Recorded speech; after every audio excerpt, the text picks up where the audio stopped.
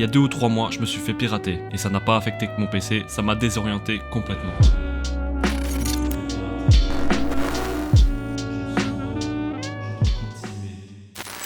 Enfin, pirater, c'est peut-être un grand mot maintenant que j'y pense, mais je vous épargne les détails. Si ça vous intéresse un peu, regardez dans la description, ça sera expliqué là-bas. En général, un piratage, ça va souvent vous inciter à une chose, réinitialiser complètement votre appareil. J'ai essayé de sauvegarder un max de choses importantes pour moi, et en l'occurrence mes clips vidéo ou tout ce qui touche au montage, ou ma chaîne, car c'est toute ma vie. Malheureusement, comme je l'ai expliqué sur mes posts sur YouTube, que je pense personne n'a vu, car c'est souvent comme ça, mais on y reviendra plus tard, il y a beaucoup de plugins que j'avais l'habitude d'utiliser et que je n'ai pas su récupérer. Donc j'ai voulu me motiver à apprendre un nouveau logiciel de montage. Ça faisait 2 ans que j'avais en tête de changer de logiciel de montage et de passer de Vegas Pro à DaVinci ou Premiere Pro. Donc c'était le bon moment, me direz-vous. Bien sûr, sauf qu'entre ces 2 ans où j'ai pensé changer de logiciel de montage, j'ai continué de beaucoup progresser sur Vegas Pro et c'était un bonheur. Du coup, j'avais pas du tout envie de switch. Même si plus tard, j'aurais pu avoir un plus gros potentiel avec un autre logiciel. Mais en plus de ça, vous avez vu le prix de DaVinci ou Premiere Pro ? C'est vraiment cher, surtout que Premiere Pro, c'est uniquement sur base d'abonnement. Et merde, c'est pas gagné. Pour rappel, je suis étudiant, donc j'ai pas forcément les moyens de me payer un abonnement mensuel ou annuel en continu, et surtout, je ne fais pas du montage 24 heures sur 24, du coup ce serait pas entièrement rentable. Bref, vu le prix, j'ai voulu continuer à aller sur des versions crack de logiciels de montage, mais je devenais réticent à cette idée parce que je viens quand même de me faire pirater quoi. Donc j'ai plus vraiment confiance. Et peut-être que certains d'entre vous font la même chose que moi, ce que je comprends totalement, mais je vous le conseille vraiment pas pour beaucoup de raisons. Donc je n'ai pas su récupérer mes plugins sur Vegas Pro, ce qui m'a fait aller vers DaVinci. DaVinci qui se fait une grande place dans l'univers de montage depuis des années et est très reconnu, et aussi parce qu'il me donnait l'impression à être plus facile à prendre en main que Premiere Pro, que ce soit visuellement parlant ou juste dans les menus, etc. Ça me rappelait un peu mon confort de Vegas Pro. Mais finalement, je m'y suis perdu aussi. Retour au niveau 0 de ma progression en montage. La seule chose que je veux faire et sais faire un minimum dans ma vie, je peux plus le faire. Je ne progresse plus, je fais plus rien.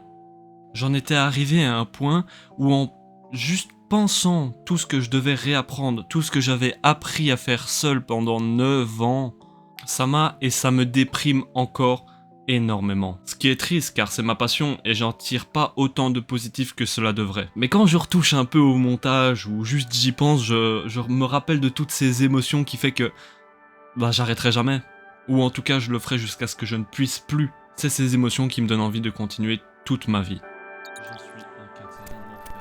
J'aime tellement de choses. La qualité va baisser et personne. Mais personne ne s'intéresse déjà à ce que tu fais. Comme je vous l'ai dit, ça m'a fortement déprimé. Et alors, où j'étais durant ces 3 derniers mois ? Là, sur ma chaise, devant mon PC, comme tous les jours. Et qu'est-ce que je faisais ? Rien. Absolument rien. Rongé par le désespoir et l'anxiété de devoir reprendre à zéro la seule chose dans laquelle je mets toute mon âme. À chaque fois que je pensais à DaVinci ou que je l'ouvrais, ma session était terminée après 5 minutes à cause de l'angoisse. J'ai passé ces 2 derniers mois à travailler et à acheter du matériel pour mes vidéos sans pouvoir en faire. Mais bon là, j'utilise tout donc... Et je suis responsable aussi de tout ça. Et je me suis pas beaucoup motivé pour. En tout cas, j'y arrivais pas. Personne ne s'intéresse à ce que je fais. L'une des choses les plus dures pour mon relancement au montage, c'était le résultat de mon travail. Ma visibilité. Peu de personnes voient mes vidéos, interagissent ou autres. Soyons complètement honnêtes, en faisant cette vidéo, je suis sûr que très peu de personnes ont pris la peine d'aller jusqu'à la fin de la vidéo ou même juste de cliquer sur la vidéo. C'est pas nouveau, depuis 9 ans, mon travail a jamais vraiment été récompensé. Et je suis pas réellement capable de savoir pourquoi. Mon but c'est de divertir les gens, c'est mon rêve. Je pense proposer du contenu pas si mal et qui parfois me prend des semaines à faire. Est-ce qu'au final, mes montages sont plutôt nuls ? Ma personnalité ne vous plaît peut-être pas ? La faute a pas de chance ? Ou bien les gens ne prennent juste pas la peine et le temps de cliquer sur la vidéo d'un petit youtubeur pas connu ? Rien ne me permet de savoir si mes vidéos sont bonnes ou non. C'est aussi à cause de ce manque de visibilité et d'interaction que je me suis toujours promis de lire tous les commentaires et de montrer qu'il a de l'importance pour moi. Dès que j'ai le moindre commentaire un peu gentil, j'entre en extase tellement c'est rare et ça me booste de malade. Et je peux compter sur mes 2 mains le nombre d'avis qu'il y a eu en général sur mes 5 dernières vidéos, par exemple. Non, sur une main. Bon ok, sur 3 doigts.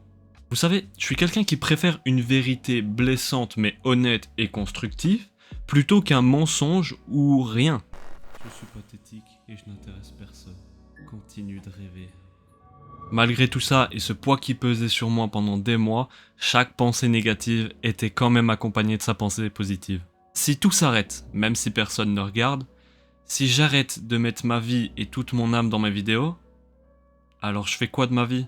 Avant de poster cette vidéo, je me suis remis doucement à poster des shorts et autres. Je suis littéralement en train d'essayer de relancer un rouage d'une machine énorme et lourde tout seul et à la main. Et à côté de ça, j'observe des gens qui sont moins doués ou moins déterminés. Ils sont là pour gagner quelques euros et ça marche avec un tas de personnes qui réagissent à ça. Oh putain, ça c'est vrai ça. Je sais que c'est la pire chose à faire, se comparer aux autres. J'ai toujours fait ça. Ma voix, je me la fais lentement. Mais j'ai plus l'impression que tout ce que je construis se détruit juste après derrière moi. Ce qui me fait avancer à la même vitesse à l'infini. Mais je lâche rien, et j'espère que vous serez aussi là pour moi, pour que je puisse continuer de vous proposer du meilleur contenu, et peut-être de plus en plus souvent. Donc, le vrai message de cette vidéo, c'est faites attention, je reviens doucement, et je vais me concentrer un peu plus sur du Minecraft, Five Nights at Freddy's, Dead by Daylight et les MDMD. Ce qui veut dire que j'arrête Slime Rancher, ça me fait mal, mais j'arrête. Mais au moins maintenant, vous êtes sûr du contenu que je vais vous proposer. Bon, après c'est pas impossible que j'aille quand même sur d'autres jeux de temps en temps. Je veux quand même pouvoir partager plein de choses avec vous. Enfin voilà, vous avez une partie plus ou moins détaillée de toute cette histoire sur 2 ou 3 mois. Bientôt 4, peut-être. De toute façon, c'est juste trop long. Faut que je revienne. J'espère le plus vite possible. À bientôt.